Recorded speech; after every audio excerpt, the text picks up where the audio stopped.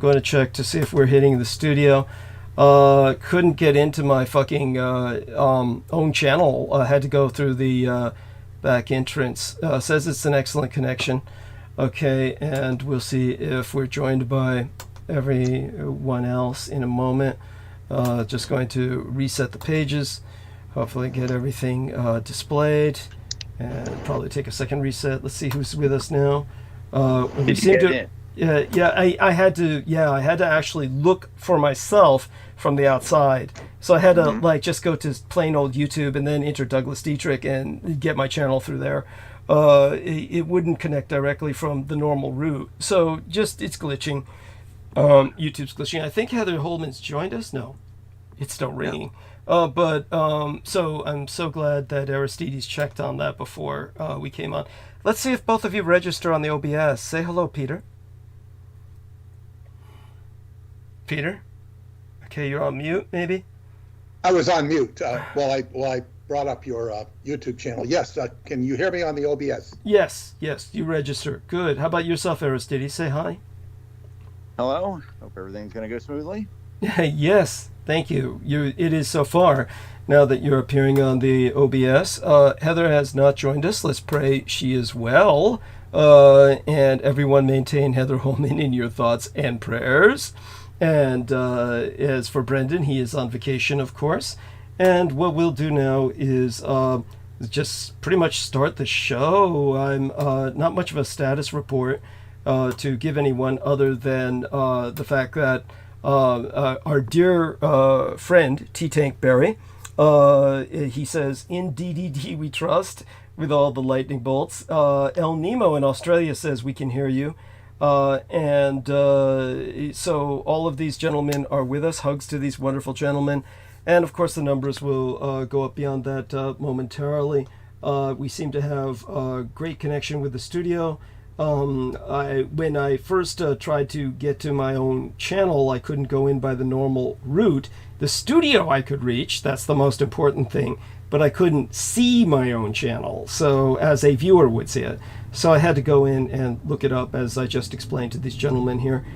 Just let me make certain to give everyone, the gentlemen who are with us so far, the proper hugs for joining us. And I want to thank, of course, Peter and Aristides for being with us as well, because, of course, the show couldn't start without them. And, okay, T-Tank Barry, El Nemo, and while I try to catch people up on what little there is to catch up on, it's mostly just a monetary issue. We are towards the end of the month. We have only 3 episodes left, I believe, towards the end of the month. So we're going to have to try and raise something like $250 each episode at least, or something. We're definitely in the red. T-Tank Barry dropped over 100 United States dollars, and of course that's profoundly appreciated. I'm going to be spending that tomorrow out of necessity, and or Saturday rather, out of necessity, and as a result, I'll be back at square one all over again, basically with an empty wallet. We have about $100 as well in the PayPal account. And no one's even stuck in $30 into the production account, so far as I can ascertain, in order to help me pay for the renewal of the domain name. Now, theoretically, that doesn't expire till next month, but they're going to keep trying to dig into the production account to get some a payment, an automatic payment, and they're not going to be able to get anything out of the production account because, so far as I know, there's nothing in there. I haven't gotten any notifications that anyone's entered money into the production account. And a good way to entice people to donate. And this is what we're going to do. When we get to $100 during the broadcast, Douglas is going to tell us something about the crypt that he hasn't told us before. He's going to reveal something about the crypt. That's cute. Yeah, it's like, yeah, we'll find out what secrets about the crypt, and then, you know, we get 100, then we get another, then we'll offer another. So you know, get us up to $100, and we'll reveal something about the crypt and it'll be something interesting. You know, it's like the crypt is, and for those of you who don't know, the crypt is Douglas's domicile. I mean, it's you know, we'll you know, when we get into the show, we'll go into it. We'll describe the crypt, and we'll do a little creative fundraising here. It's a cute idea. I think just it's really, let's just say this much, it becomes more and more uninhabitable every day, and it's nothing I want. Wait. You know, you got to make it interesting. Let's not talk about the uninhabitableness. If you say so. I'm trying to sell you. I understand. So It's just go with me. Go with the flow, and okay. And I'll pull it out of you. Okay, yes. So in the meantime, yes, we're trying to raise, let me see, I'll divide this by our calculator here. We need to raise about $930 still because of my supply runs. I have to basically run out every day and get something when I can. Divide it by 3. Let's see what happens here. We're trying to raise about $310 every episode in order for me to make rent. So, this is probably, people have completely stopped contributing. And, well, life is like that, I guess. A lot of people have COVID. They're going through a lot. The only other situation report to give is that the crypt was rendered more uninhabitable by the fact that I had that Dr. Epstein make an appointment with myself for yesterday, which was then canceled. Almost certainly because she had COVID, because everyone else is canceling because of COVID. I found out from V. So the end result is that what a waste of time that was. I would have had time to have taken out the garbage if I hadn't been preparing for her appointment the next day, because after the episode there's only so much sleep I can grab. I try to sleep for a full day, but I had to get up in the middle of my night for her appointment, which was only canceled en route there. So by her. So that left me just having accomplished nothing the night before I wanted to get done for no goddamn good reason. So just another strike in to make life more, shall we say, just unbearable with every passing day.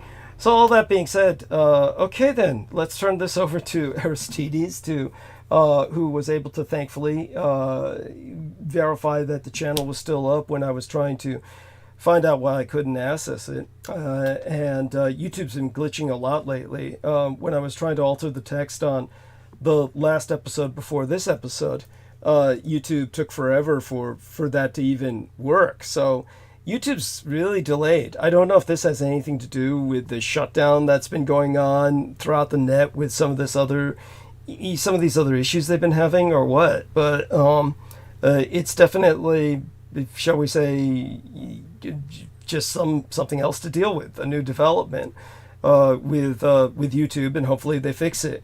All the things that are slowing it down. All right then. All that being said, I'll just kind of regain my voice here over the next few minutes while Aristides speaks, and then we'll segue it over to dear Peter, and we'll take it from there. So, dear Aristides, please, if you would be so kind. Sure. But before that, I'll say I put the link to the production account in the chat. Usually I put the link to your personal, Thank you. Right. But I put the link to the Douglas Dietrich production account. If someone would consider sending the, what would you say, $30, at least $30. Yeah, at least $30. Yes. The domain hosting. And then in a little while, I'll put the other one, but I don't want the two to get confused. So I'll just put that for now. Yes, thank you. And other than that, as soon as you get here, please hit the thumbs up right away. And always do that. Check that you are subscribed. You should see a button that says subscribe. There's a little bell icon you can click on, which we suggest to be notified of the transmission starting. Especially important if we have to restart. We need as many upvotes as possible, because although you can't see them, certain people that don't like us out there put down votes, and YouTube hides them, but they do affect the searchability and popularity of the program. Thank you. And they are later removed, I guess we believe. But In the meantime, that hurts us. So you can, if you have a YouTube account, which I believe you should, if you're putting up votes, I believe it's necessary. You can create sub-channels on your main account, and each of them can upvote separately. So you can go under your account settings. For me, it's switch account. You can just, I mean, we don't care if you make just some random, channel, but don't talk to us from all the random channels. Make sure you switch back to your regular channel if you're going to interact in the chat. But if you want to give us extra upvotes, that's the way to do it. Excellent. Thank you so much. Very professional. Peter, your air conditioning blotted most of Aristides' words out. Okay, well, it was, and he wasn't talking very loud either. Yes. Yeah. Well, yeah, Aristides, you might just summarize what you said a little louder. Yes. Okay. Make sure you hit the upvote. Make sure you're subscribed. Turn on notification bell. And if you would like, try to go under your account and create sub-channels to give us extra upvotes. That's the short version. Thank you so much. And as Aristides said, it's the automated downvotes that are shall we say, the Autobots that get dispatched by cheap-ass Stephen Outram. He doesn't buy the expensive ones. He buys the cheap ones, and they swarm us as soon as we start the episode. And YouTube does filter those out. And they filter out in an hour or two.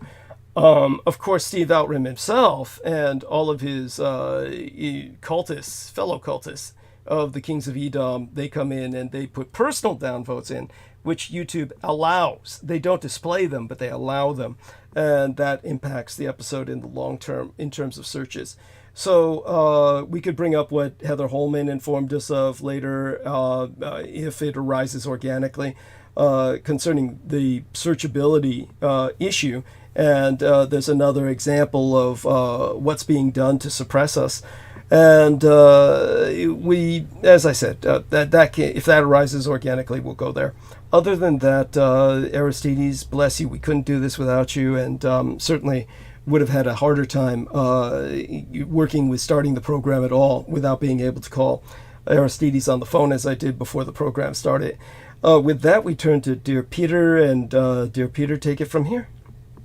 Okay, well, a little bit later, we're going to go into the mystery of the crypt. It's a fascinating place. I have to tell you. Douglas is, but I'll build up some drama here. Okay. But I want to start off the program by talking about.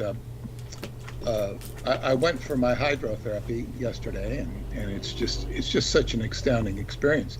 Hydrotherapy, of course, might be recognized as colon therapy. I've talked about it before, and I'm going to talk about it again, because this colon therapy is, I go, it's like 3 hours and 10 minutes to Pennsylvania without any traffic issues. I think I started 4.5 hours. I was probably got 8 hours in the car, easy, back and forth. Mm-hmm. Wow. And I have to thank Maria DeAndrea because she puts a wingman on me for my travels.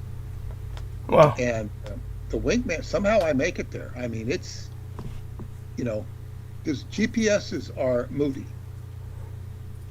And this is, of course, Mercury's not even retrograde. Mercury's not retrograde, and we had all these horrible cancellations on airlines. Mercury, I don't know how it was. I think it was being squared by Uranus, but I'm not sure. It was having its problems. But it could also have to do with Mars moving into Gemini, which is the sign of communication, and Mars is the sign of severing.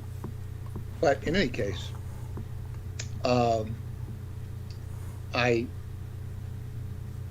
sometimes the GPS doesn't work there in rural Pennsylvania, which is quite beautiful. So I put on my GPS. I'm using Waze, W-A-Z-E, as a app you can download to your cell phone, and it sometimes works real good. Sometimes it tells you it's not working, but it does work without any sound. It's weird. So anyway, I put it on and it was just boom, boom, boom, boom, boom. It took me, like the last time I went, I had to follow directions. I had multiple maps, and when I say maps, we don't have maps anymore. You have to do Google Maps and blow up and print it out, and very specific. I found it with my hand instructions last time. This time, the GPS took me away. I had been before, but I didn't recognize it. I recognized it, but not the specifics. So anyway, I got there early, no problem. Didn't have to stop once to pee or anything, which was great. Healthy bladder, yeah. 4 hours in the car.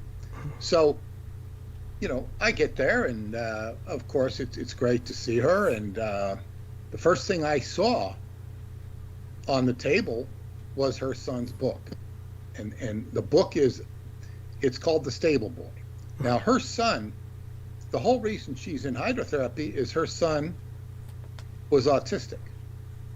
I think it came after a vaccine too. I don't recall how it manifested, but he suffered from autism, and she went to therapist after therapist after doctor after doctor after doctor, and out of all this learning curve, she eventually learned that she needed to clean out his colon, and she did, and he got better. And he's quite a remarkable kid. I mean, he's like 28 or 27 or something like that. But he and I read his book. I read his book. He gave it to me. It was the whole communication between me and him. His mother was out of the loop. I was just amazed at the book because it's a fiction book, and he writes it as if it's his own experience. I said, got it. And I had to ask him, is this stuff real? Because he's talking to horses. Wow. It's this communication between him and horses. And he's in the story, his parents send him to an island in Georgia with, I think, his uncle, and he doesn't want to go. They're going on vacation. They're leaving him with the relatives, and he's going to be treated like he's a worker. And there he begins a dialogue with the horses, and there's all this drama with the horses, what transpires. There's a girl involved, and it's hard to believe the story isn't true when you read it. It's so authentic, and of course it's based upon real incidents, and of course it's fictional. I just loved the book. I encouraged him, and I basically told him, I said, this isn't my genre to publish. I don't publish these type of books, but I said, the best thing for you to do is publish it yourself. I encouraged him, and he found this company that published it for him. And cool. I think it's a Christian publishing company. They're paying him a very handsome royalty. And I put the link in the email I sent out today. And there's a few books called The Stable Boy, one of which is about Anton Mesmer. That might be interesting in itself, but his name is Jonathan Otto Eritz, E-H-R-I-T-Z. That's the book, and it's only on Kindle right now. I saw hard copies of it in the office, but right now Kindle, I think it's less than $10, and it's a really good read for those of you who like horses or like animals or like telepathy and talking to the animal kingdom. Really beautiful story, just a beautiful, beautiful story. I don't have time to read, and I took it out to read it, and I was just very moved by it. And of course, what's interesting about this story, or my interaction with these people who I met through one of Paula's best friends, Luz, Luz is an incredible. Well, she was an incredible healer on this planet. She passed away Oh, last year. so sorry. Luz was very involved in the Tamarinda school, the wisdom school that Paula is a part of. And Luz stayed with us on many occasions. And she was Colombian, but, she was American too. She spoke Spanish. And when I had suffered an injury, not from playing football, it occurred after football, but it was from driving to do an event for JoJo. Paul and I drove up to Massachusetts or to Rhode Island, and I had my foot on the pedal for 4 hours. And I didn't have Paula drive because she had worked long, she was tired, and I guess set up my meniscus for a strain. So we were out there playing meniscus. Could you explain that to our listeners? Well, meniscus is just like a tendon of the knee. I can't go into the anatomy of it. Okay. Because I don't really know the anatomy of it that well. Okay. And I had it diagnosed by my chiropractor friend who played with us, and it really. I even played on it. I played on it after I heard it. I played this really good game, and then and then after a couple hours later, it hurt like hell. Jesus. I tried to go out and play on it the next week. Big mistake. It hurt worse. And yeah, you shouldn't strain yourself like that. Well, you don't really. I didn't even know if it was a meniscus. I didn't know what it was. And I said, maybe it'll go away, and it didn't. And I got it diagnosed by my friend, and I just, it basically takes time to heal. And I was, sat out for a couple months. I'd go to we started our league, and I would referee the games, and we had, and participate that way. But then Luz came and spent the weekend with us, and she says, I don't know how it all happened, but she said she would do a healing on me. She says, do not tell anybody I did this for you. Wow. Why? She says, I only do this for friends and family. She was a professional. She was a biochemist. She worked as a chemist for Big Pharma, made a lot of money. And I think, might have accrued some karma there, but she that was not by my statement, but that's what other people said about her. But they loved her. Everybody loved her. But she had tuning forks, and she took the tuning forks, and she, the reason she didn't want me to say anything is she didn't want people coming up to her and saying, heal me too. Yeah, swamping her. Yeah. So if they were her clients or they came to her as a client, yeah, she could do that. But she was very adept with the tuning fork. She put the tuning fork by the injury. She put her antenna into it. It felt so much better. Now it had been a few months, so it was on the healing, but she really got it, and it was like on a Saturday night, and the next morning, it was like early in the morning, 8 o'clock, she says, come here, I want to see it. And she did a follow-up on it, and the follow-up was fantastic. It just, and then it was totally healed. It was totally healed, and I, went back out and played in the next season. And I wish she was here now because she could work on my heel. Wow. I maybe consider tuning forks for that. I've got some plantar fasciitis, which, it's being worked on. Okay. From acupuncture to reflexology to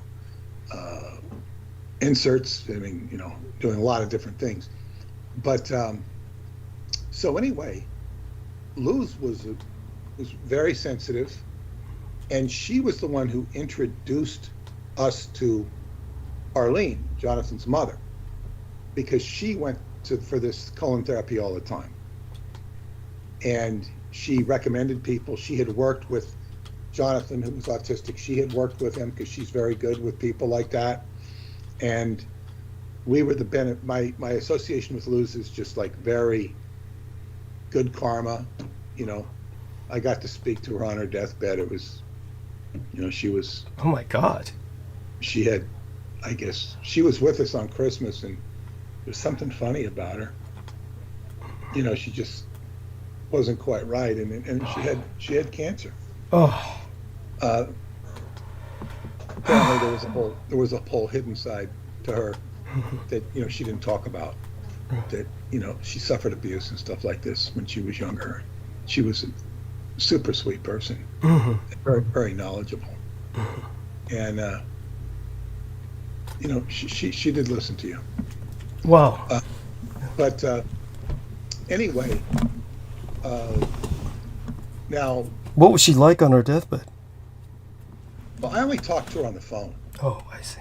Some of Paula's friends went down and saw her, and she, you know, I called her once. She was very happy to hear from me, very excited. But, you know, and there's stories. But she was, you know, she was very excited to hear from me. But, you know, she was gone. And, you know, there's a certain point, and Paula just says, what's she saying? Oh, God, you know, like, you know, there's this point when the person's no longer playing the game, because you can't play the game. You know, it's out, you know. And but anyway, over 20 years ago, a woman in California had called me up and said, I need to talk to you. I've been told very emphatically that you're going to have a cure for autism in the future. Wow. I said, well, you should be talking to Stuart Sverdlow. He's the one that wrote the Healer's Handbook. She says, no, I'm not talking about him. I'm talking about you. And I said, well, it's, you know, it's nice, but, you know, I just have no, you know, I mean, it's just nice. Okay. Her son suffered from autism. I talked to him on the phone. And I'm not going to say his name, but I told her, I said, the first thing you got to do is change his name. Interesting. And she says, we've tried that, but he refuses, because he was using a name that was not his own name. Oh, okay. That is a demon's name. Interesting.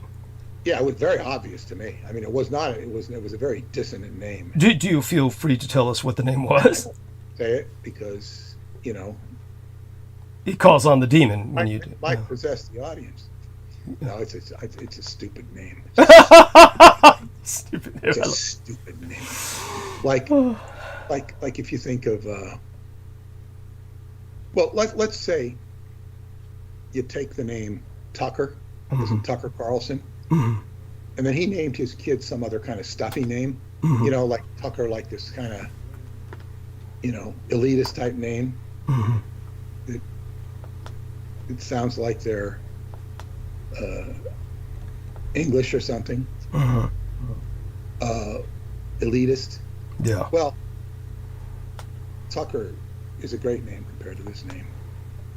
Jesus. You know, it's like it's just a stupid ass name. So anyway, when I said it, she says, "Oh yeah, we thought of that, but no." And he insists, and then I remember somehow he got on the phone once. I think it was the last time I ever talked to either one of them. I ended up talking to him, or as you know, asked for his mom. He goes, "This conversation is over." Oh. He hangs up. Lord. And I realized he was possessed. Yes. Now, possession is what happens when life abdicates, and everything in the colon is prone to parasites. So parasites, demons are etheric parasites that will attach to physical parasites in the body. So this will clean you out. The gut is where everything is. So anyway, this is her cure. It's not mine. I know about it. So I have a cure. And I have a public voice more than her. And I'm encouraging her to put her information into recording. And we both want her son to write a book about his experiences in getting cured of autism from the colon therapy. And he's doing it all the time. Like, oh yeah, he's coming in on Saturday, or he's coming in tonight. And basically what the colon therapy is, her husband put together this table, and it's a table that you can kind of sit on comfortably with a throne of pillows. And there's a nozzle that's, different, a clean nozzle for every client, and on a tube, and you stick it up your butt, and then water, and you have a lever that you pull the water in. You pull it all the way in, and that water starts going up your colon. And it takes a while to fill the colon. The colon's got a lot of space. And there's all sorts of multiple sphincters in there. What's a sphincter? It's where the word sphinx comes from. It's like a valve. Your ultimate end sphincter is your asshole. And you've got many sphincters, and then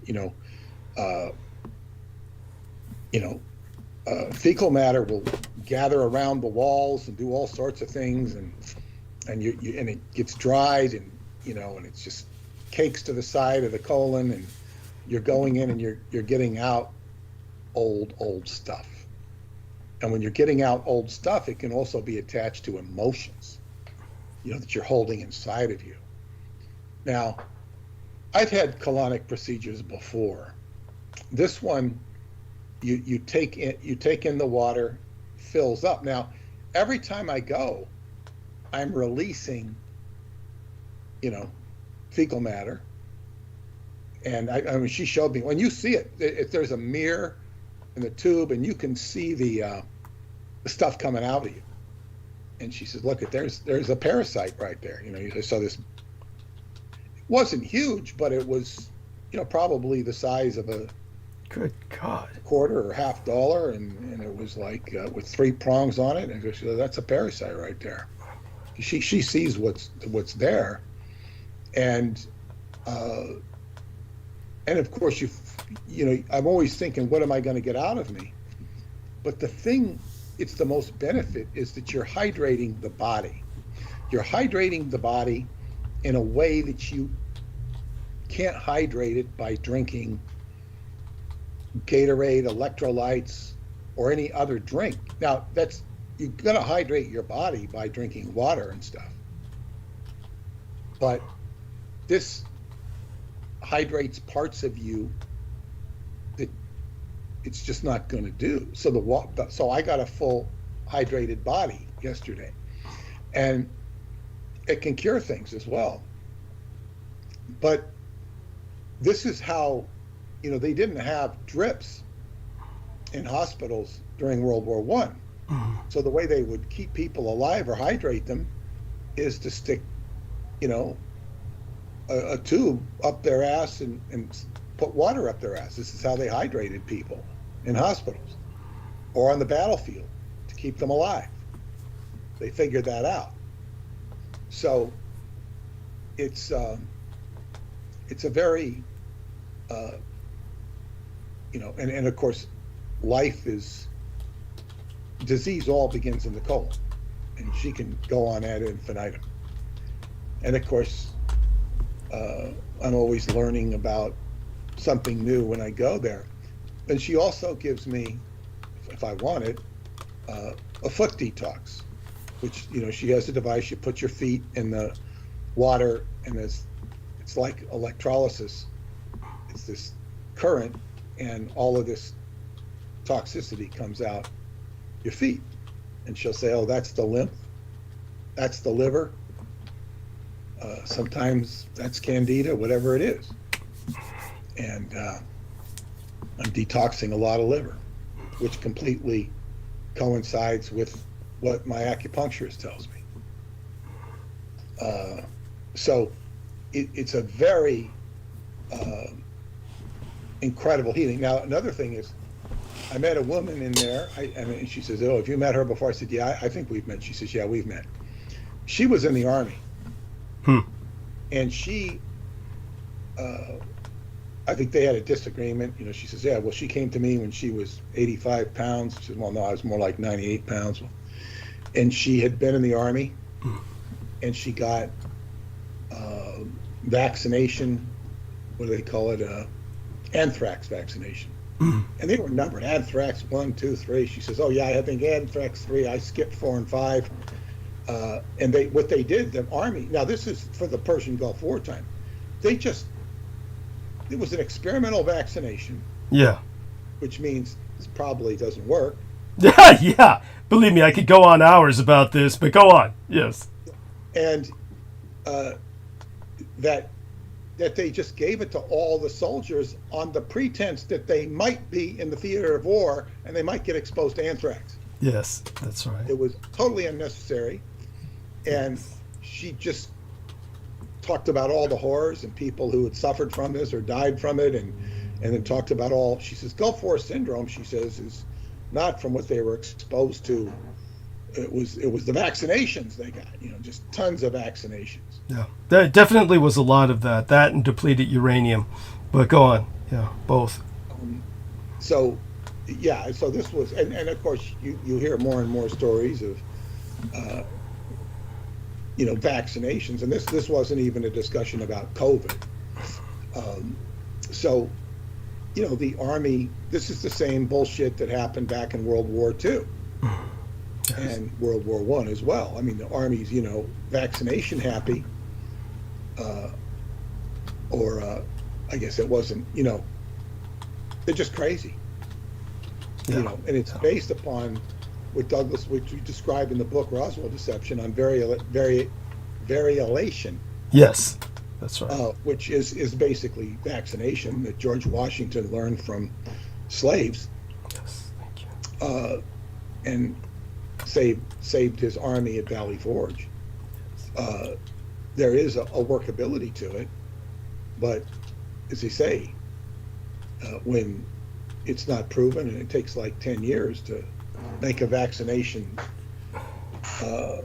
quote unquote foolproof, because they're never foolproof, but to where it has a high preponderance of workability.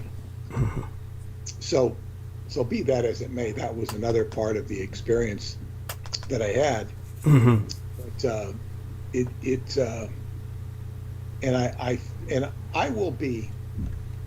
I'll go on these about once every 3 months, and I will because I'm on a Saturn has been in my 6th house. I think it's in my 7th house, but I'll go back into my 6th house, which is the house of health and day-to-day life. It's a Saturn long period of time. So it's like, I'm going to be working on this for at least another year, maybe even 2. I don't know how long Saturn will be in my 6th house, but it's an opportunity to do a number on my health. Okay. I would be considered in very good health for somebody 71 years old, but it's not good enough. So it's something that you have to keep working on, and the older you get, the more focus you need to have on maintaining what you have. And it's not that people in their 30s and 40s shouldn't be doing this either, because too many people don't exercise, and it's lethal. Just the postures you sit at the computer all day, if you're at the computer all day, tension builds up in your fascia, your shoulder blade. This is what evolves into carpal tunnel or similar maladies around, the rest of the body. But anyway, so I would encourage people to, if they're interested in reading a book, it's a pretty quick read. It's a very moving story, The Stable Boy, by Jonathan Ehritz, Ehritz, on Kindle. And you could pre-order the hard copy. So I would encourage that. And, it just kind of opens up your mind to the animal world, nature, which is, of course, what will happen to me. It's already started. My trip to Romania is only, what's today, the 24th? Yeah. Yes. It's 24, 7, 8, 9 days away. And things are crunching on me fast. All of a sudden, all these things that, need to be done, or, this needs to be done, everything's got to get done, and it's got to get done fast so I can,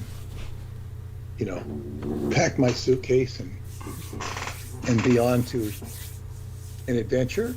I talked about it last time. Mm-hmm. I'll be putting up a ham radio station. Well, I say I'm not really putting it up personally. Cyprian is like, I think, the fourth person who's been on the job, and he's going to do it. He's going to do it. Because people fell by the wayside. I raised $2,800. Mm-hmm. I'll even tell the story a little bit. I on the way back, when I went into Choklavina Cave, the wet cave, the first time, I'm talking about the experience with Vale. He's one of the scoutmasters that comes to the scout camp. Mm-hmm. And I'm sitting there talking to him. It's dark, it's night, and he says, he's telling me, he says, I'm really impressed. That's a very hard trip. Now, I was sick recovering from sick. I wasn't sick, but it was a very, I guess, rugged trip. And my psychiatrist friend who was with me he says, I could just see you pushing the spirit, pushing the body, because I'd stayed in his house and I wasn't, I was recovering. Mm-hmm. I stayed in his house for a few days before we went. And so anyway, he says, it was really a good trip. And at that point I got a message. I said, I should put up a ham radio station here. And of course this was to connect it with what David was doing with youth. And but I got the message from the cave. And then on the way back to Bucharest,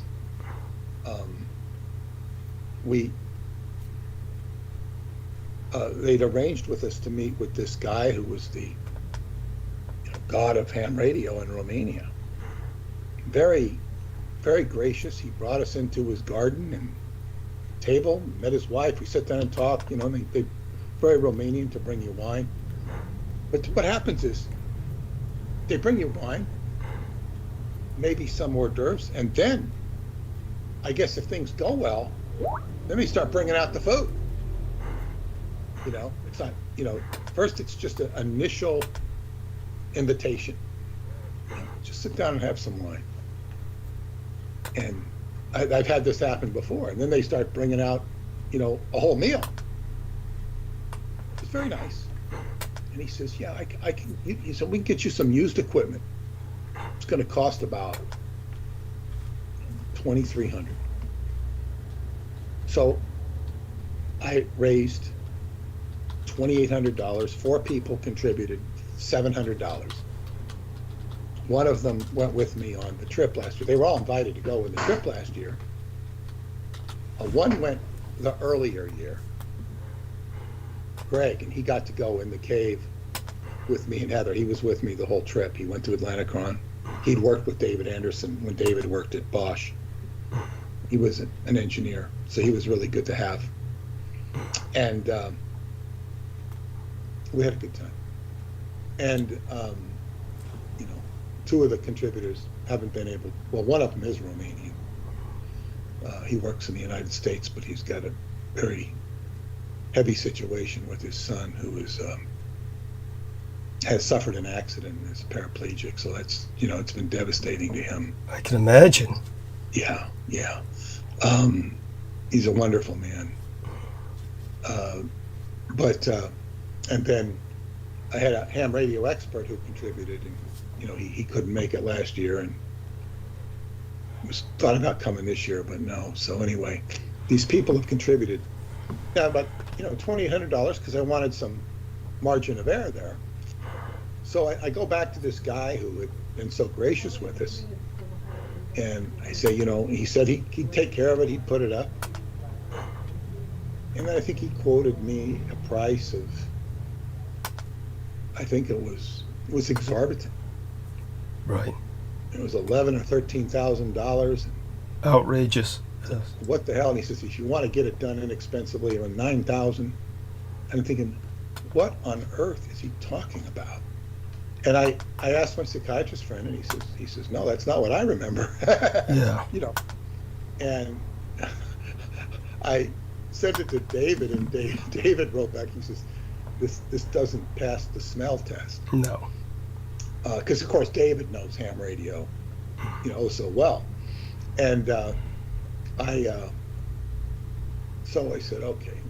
So we went for another guy who did the ham radio program at Atlanticron, and I really liked him. He loved listening to my stories at night. I'd sit in the radio tent, was telling these young kids all about Montauk. They always like, it was like a, I guess a seminal moment in their,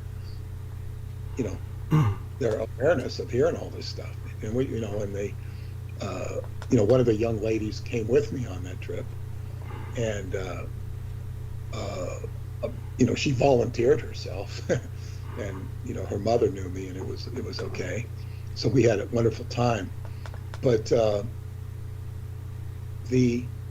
so this guy who was going to do it volunteered to do it, but he had some falling out with the head of Atlanticron, so he just kind of like just dropped out, didn't really volunteer much information at all.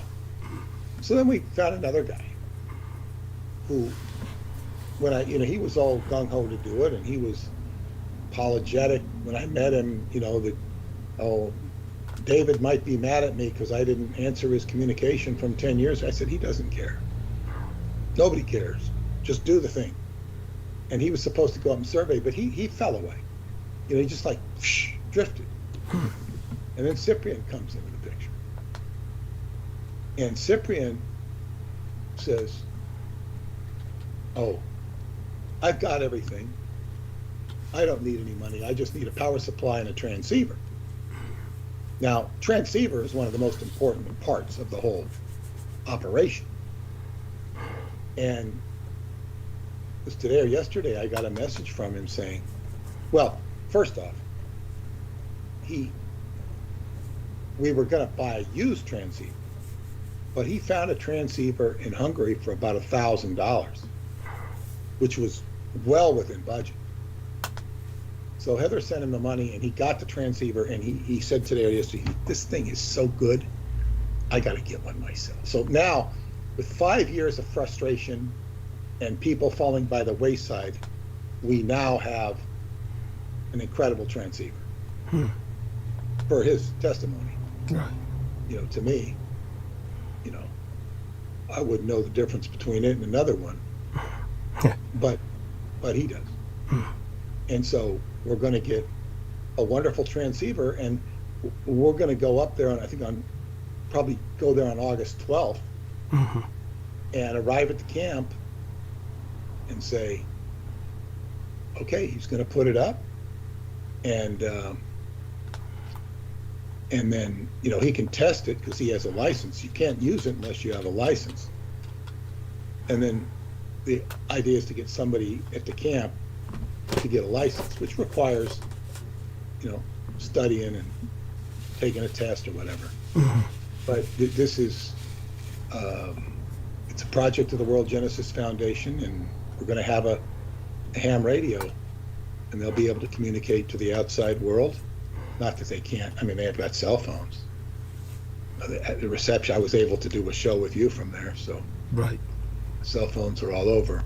That's another thing that Arlene tells me when I get the foot bath. She says this cell phone towers do magnetically pollute us. So it's important to detox. And detoxification is an important part of Qigong. Every exhalation, whether you're doing Qigong or not, is a detoxification. The more you breathe, the more you exhale. Detox. And this is why you want to go to trees. Trees will give you chi, they'll give you electromagnetism, they'll give you oxygen. That's why you want to work out by trees. So, that's my story of the antenna that I will be. That's kind of my main project this year, but I'll be doing many other things. I mean, that's the ostensible reason I'm going to the cave. And I asked for permission to go into the cave with about 6 or 7 other people. Some people that were with me last year are going to be up there, and we're going to meet. But now I'm going to switch directions, and I'm going to we're going to try and do some fundraising here. Okay, thank you. I'm going to talk about what I know of the crypt. Now, first, before I talk about the crypt, and when I say the crypt, we're talking about Douglas's living space on Green Street in Russian Hill in San Francisco. And the precursor to this, I will say, is I think of Preston Nichols' Space-Time Labs. Space-Time Labs sounds exotic, and the locale was exotic. I remember when I went to Psychotronics, he says, anybody who wants to visit Space-Time Labs, call Valerie. She was the secretary, and she'll schedule an appointment. And I called Valerie, and oh boy, did the drama unfold. Valerie was dropping out of Psychotronics. Drama. She'd been having a relationship with Duncan. I didn't know about that and it got really crazy. I mean, what Preston told me is that, they're having a relationship, and then they'd start seeing each other, and they'd get confused about which one was which. It just got really, I guess. How is that possible? It's called empathy and losing boundaries. Jesus. This is Psychotronics, and I will tell you this: when she first set her eyes on me as one of my friends, not Duncan, who had an affair with her. He said she looked like a librarian, but she said she was completely the opposite in bed. But when she looked at me, I never had experienced this with a woman before. It was like she was like a succubus. She just like she was sucking energy out of me, or looked at me as a potential, energy source, like an evanescer. Yes. But anyway, that wasn't the last I saw of her, but pretty much was. I had, of course, but anyway, she says, so she just says, you call Preston. And I called Preston, and then, I got his side of the drama. No, I didn't call to become involved in drama. I was just wanted to go down and see his lab. And all of a sudden, I was involved in psychodrama. And I was I'm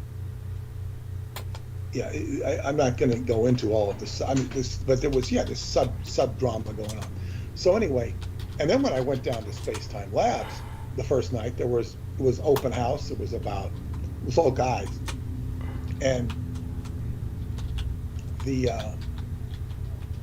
and then it was the end of that night. Preston showed his machine and his music machine, and all that is very interesting. But I would say driving down to Space-Time Labs, it was Preston lived near Heckscher Park, which is at the extreme end of Southern State Parkway. In Long Island, which runs east and west, you have the Long Island Expressway, which runs, central northern part of the island all the way out to the river, to Riverhead, which is where the two forks split. One goes to the North Shore, the South Shore goes to Montauk, and then it's no longer the Long Island Expressway ends. You take other roads. But accompanying on the north side of Long Island, or the northern part, is the Northern State Parkway and the Southern State Parkway on the south. They are for cars, not trucks. So the Southern State Parkway only goes to East Islip, where Preston lived. So when I get probably 7 miles from his house, I just feel the energy change. I feel this huge change in energy. And what I said, well, this is UFO country. That's the way I felt about it. Now, and I remember taking my friend Maya the first time. She was a time traveler. She got the same feeling. I said, watch this spot. What do you feel? Yeah. And Preston explained to me later that was a result of the Delta T antenna. He had a huge Delta T antenna on the roof of Space-Time Labs, which was a garage, but a very extended garage. And there was so you go into this room, and it's an ante-room. It's got green AstroTurf along all the walls for acoustics. It had a sort of a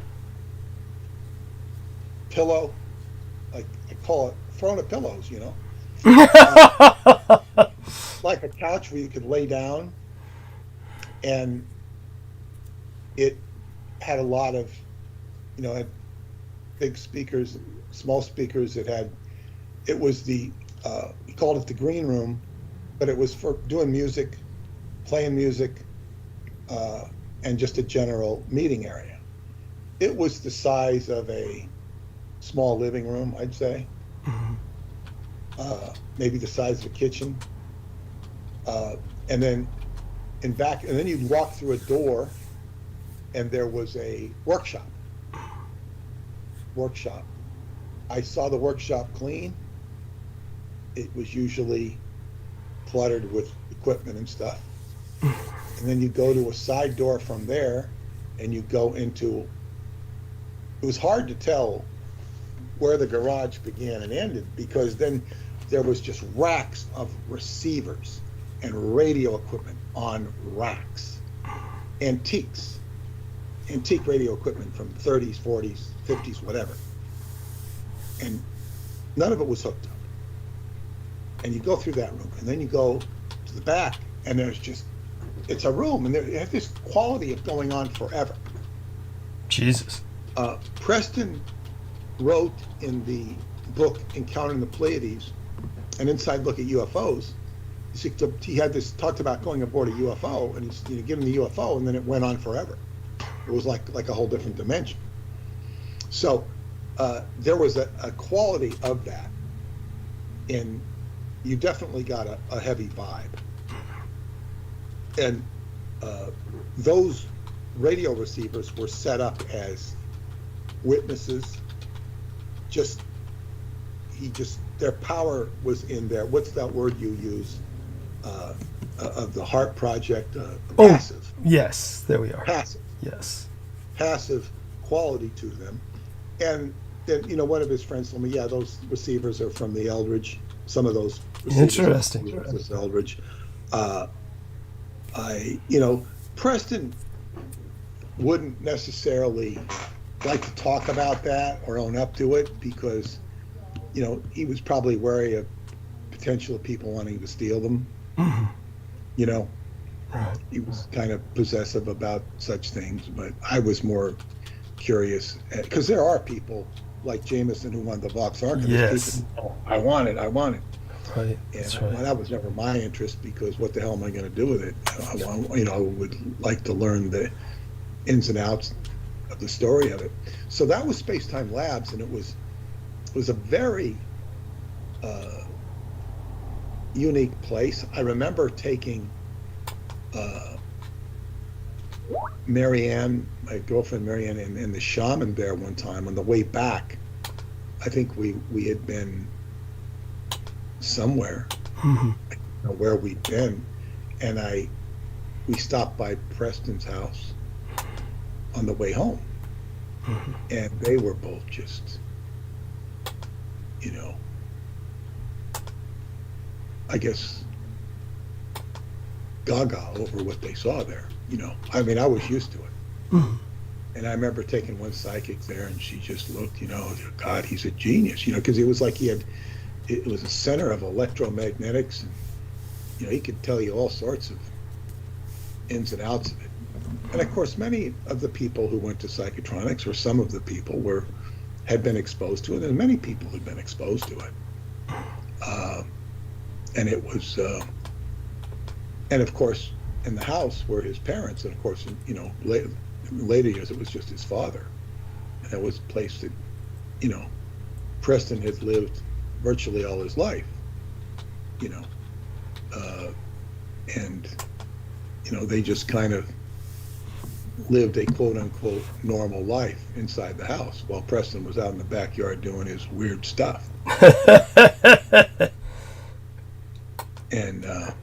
And it wasn't until all the drama surrounding John Ford, the president of the Long Island UFO Network, and all the drama that spilled off to Preston during that time, that his father told me, he says, I was always the doubting Thomas of this, but now I'm seeing that, I'm becoming a believer in some of this stuff. Because he knew his son was a genius, but he also knew his son was eccentric. So, he saw some of the drama. And of course, one of the unfortunate things is people who might meet Preston or want to get involved with him would become addicted to the drama and think that the drama would distinguish them. It does not. It does not. Thank you. The drama is not really something, you should want. But it gives people an identity. It gives them something to, make them feel that they're having a life or something like that. But Preston always had a lot of drama going on. And I'm not saying it wasn't real, and I couldn't help but get, I guess, involved in it to a certain degree, but it was never something I wanted. As they say, I remember keeping a gun for him one time for, it was about a year or 6 months. He says, please hide this for me. Why? It was like, I don't know. I don't remember. I mean, it was like, I think it, I don't think it was illegal, but, I hid it for him, and he really appreciated it. I think he was damn serious. It wasn't something he considered idling. Mm-hmm. But in any case,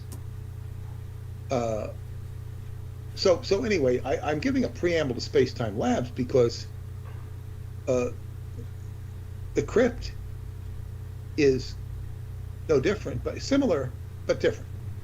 Right. Similar, but different. Because, first off, the crypt is built on an old burial ground. Yes.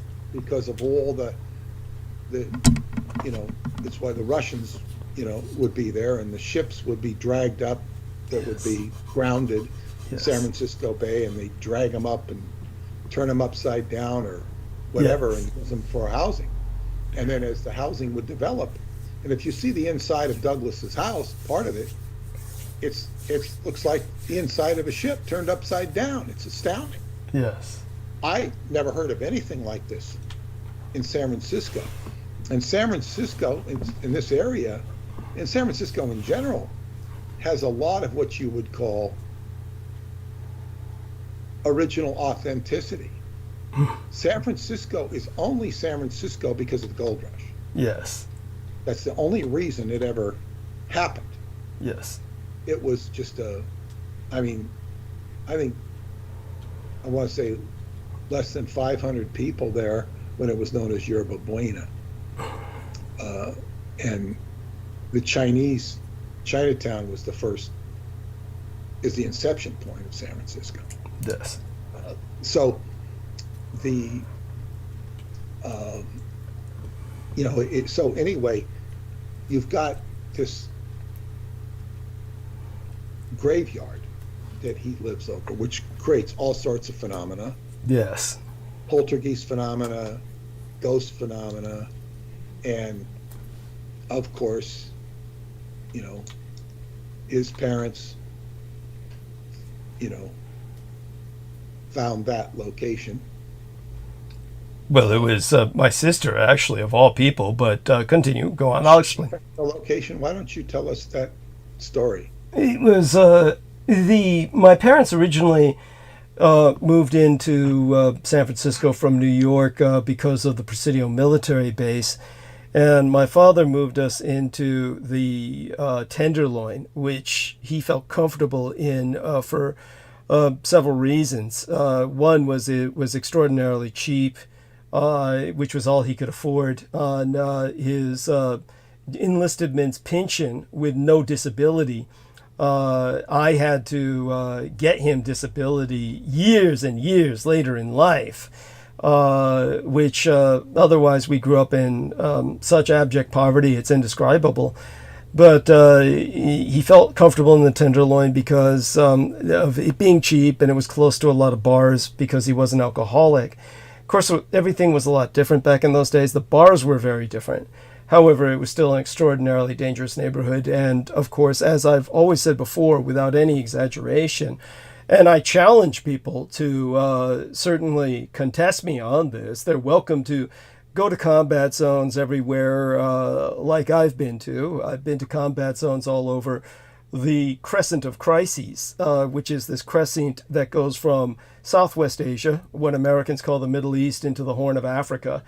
And I've been in combat zones throughout that arc of conflict, including the Balkans and Europe, which extended that crescent of crises even further. But I've never seen any place on earth worse, more depressing, or more dangerous than the Tenderloin. So my father certainly did all of us a disservice. But such being said, he ultimately conquered his alcoholism, to his credit. Of course, that's too late to contend with the damage I had to deal with psychologically from growing up where I grew up, or my sister's damage to my sister in that regard.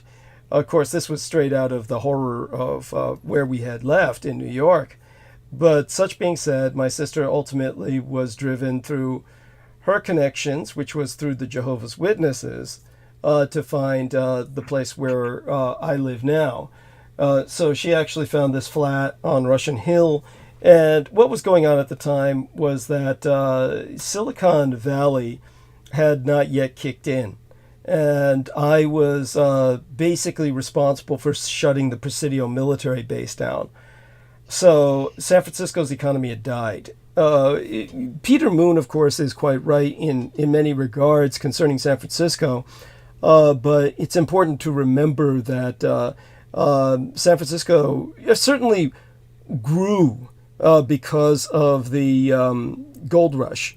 But San Francisco was a very big deal before the gold rush. The gold rush simply made it worse or better or expanded it. Depends on how you look at it and who benefited. But the San Francisco was known as the Embarcadero.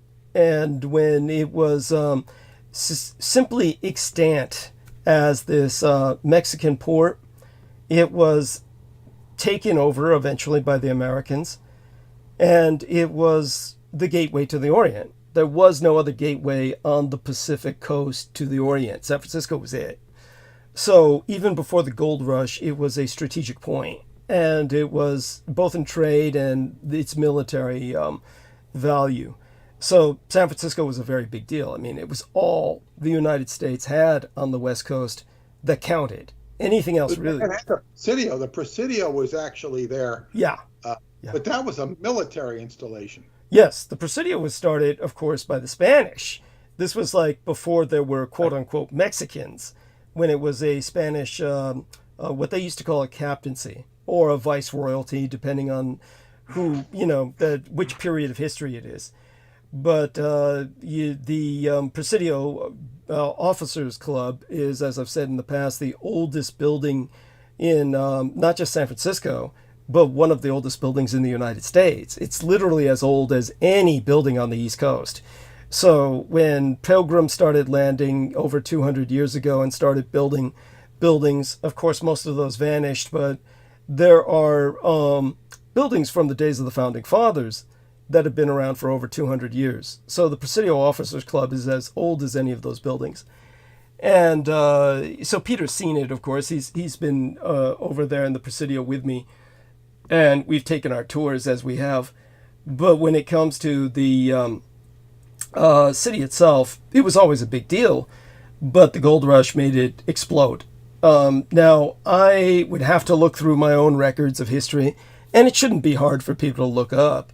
But either before the gold rush, but most certainly after, San Francisco was 20 times the size of Los Angeles. Los Angeles was nothing. Los Angeles was nothing. It was only after Hollywood was established there that Los Angeles became something. So Hollywood is extraordinarily recent in history, as people just don't understand how recent it was. And Hollywood is what made Los Angeles. So it's far more accurate to say that Los Angeles was nothing until Hollywood. But San Francisco, on the other hand, was always something. The problem was that when the gold rush started, when gold was discovered, and everybody from all over the world came to San Francisco to look for that gold, to start panning for gold and staking their claim, they came in a manner we could not imagine today. It was an entirely different world back then. There were still letters of marque that it was spelled M-A-R-Q-U-E. But it's pronounced mark. That means that governments like the United States or the British would issue letters of marque calling on anyone to become a pirate. And it just depended whose flag you were flying under. You would never fly under the nation that sponsored you would never fly under the flag of the nation that sponsored you, of course. You'd fly under a pirate flag. But secretly, you could be, through a letter of marque, under protection of whichever government sponsored you. If you were a sponsored pirate, then you could be excused from all crimes. You'd be pardoned from all crimes if you managed to make it to the shores of a British colony or to the United States or an American colony. So there were still ships out there hunting each other down under the auspices of British, French, or American sponsorship. But it was a plausible deniability arrangement. So this kind of world was still extant. Whaling was still extant. It's a world that you cannot imagine today. There were people who killed whales for a living and slaughtered them by the hundreds. And the seas were alive with whales. So it was in this world, when gold was discovered, that people would hijack ships. I mean, literally just hijack a ship and force the captain against their will to take them all to San Francisco. And because there were other ships where the captain was just simply going to go hunting for gold himself, you'd have him and the entire crew, without any thought, just heading towards San Francisco. Now, by the time everybody got here, and Peter Moon can go into this in great detail himself, San Francisco is one of the most dangerous ports in the world, not just in terms of the population, but in terms of its navigation. San Francisco, now granted, they do this in most ports, but in San Francisco, it's a necessity. It's not like a formality. It's life or death. You turn it over to a harbor captain. Somebody could be experienced in taking a ship on the high seas all over the world. once you enter into, this is how the sailors term it, there's blue water, which is high seas fleet, which means like big ships, tankers, warships. These are high seas fleets. And once you leave the high seas, they have what they call green water. And green water is coastal ships, like the Coast Guard. And that's a completely different sort of navigation. The high seas is one thing. When you're entering coast, it gets very dangerous because you can crash against the shore because of the shoreline not being what... it's not like the high seas, where you can just sail freely. Near a coastline, there's all kinds of abutments, there's all kinds of... peculiarities, which include the tidal flows. Yes, flows, absolutely. Go on. Yeah. The peculiarities of the locality. Yeah, seamounts, undersea mounts that are semi-islands that are not mapped because they're too far beneath the surface to count, and yet at the same time they're close enough to the surface where you can run your ship aground. Then there's what's called brown water. Once you're in brown water, that's rivers, and that's a whole different system of navigation. That's riverine warfare, like happened throughout the American Civil War between the states. A lot of the action between ironclads took place on rivers, not on the high seas.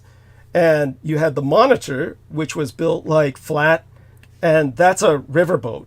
You couldn't take that on the high seas. When the Americans tried, this ship would just capsize and all the sailors would die. The fact that they even tried it astounds me.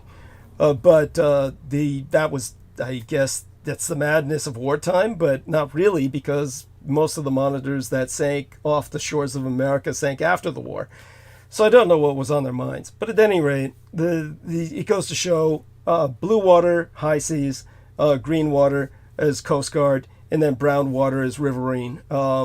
So you're entering the green water of San Francisco, which basically turns into brown water the moment you're inside the Golden Gate. So at that point, you turn it over to a harbor captain who's the only man who can steer your ship without crashing it, because he's familiar with the landscape or the seascape. And so when it came to what happened with the gold rush, all of these hijacked ships and all of these captains who were seeking to basically get rich themselves, the moment they arrived in San Francisco, they found that the entire port was choked so that nobody could get in. And so you would have to wait for days and days and days at least while a harbor captain tried to, for lack of a better word, park you. And since most of these guys were, well, all of them basically, didn't give a shit about waiting to be parked, turning their boat over to a harbor captain, if the captain wasn't willing to do it, the crews would mutiny anyway.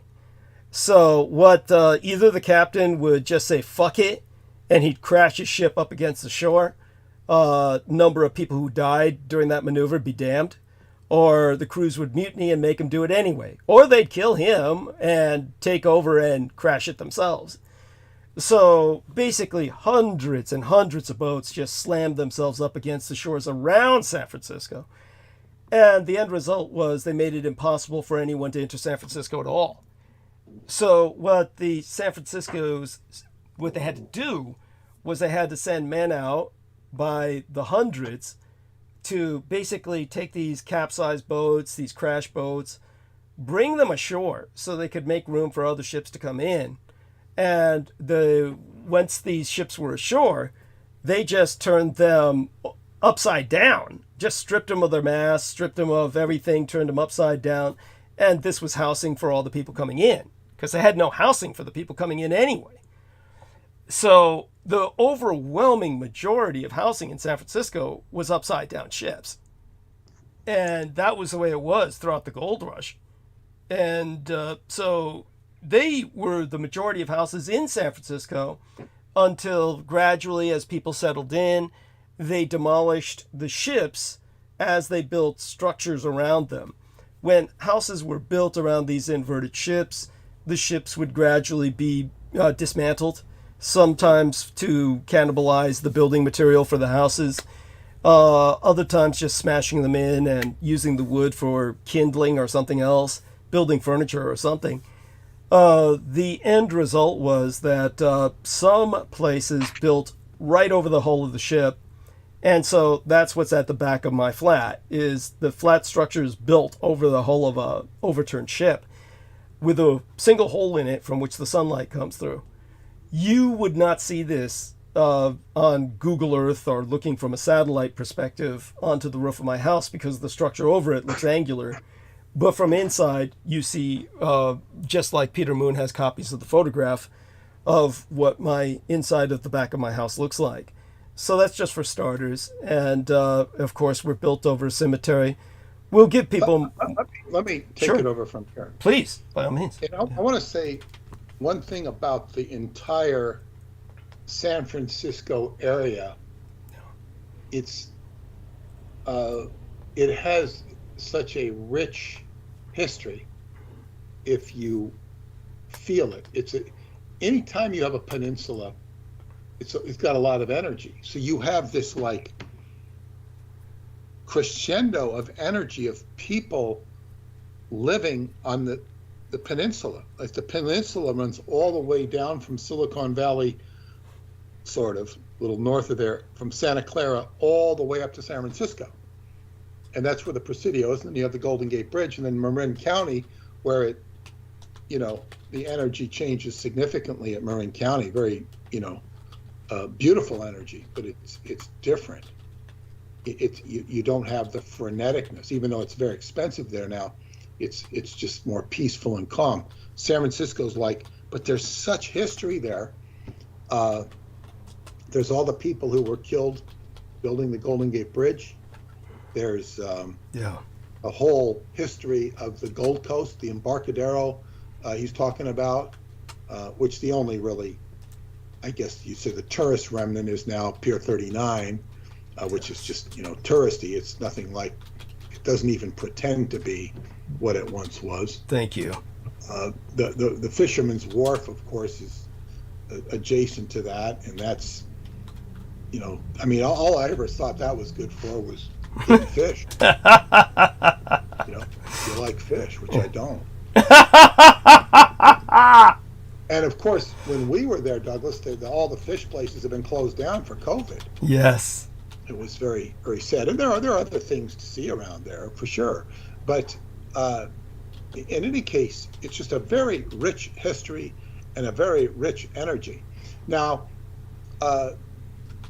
Douglas, in some remarkable way, like nobody I've ever seen, embodies that history. And he not only embodies the history, as they say, related to the ships that came, which embraces the gold rush, but also the occult history. Yes. The Chinese history. Yes. The Asian history. Yes. And then he's reading all this history. Yes. He was, a historical research librarian, military history. Thank you.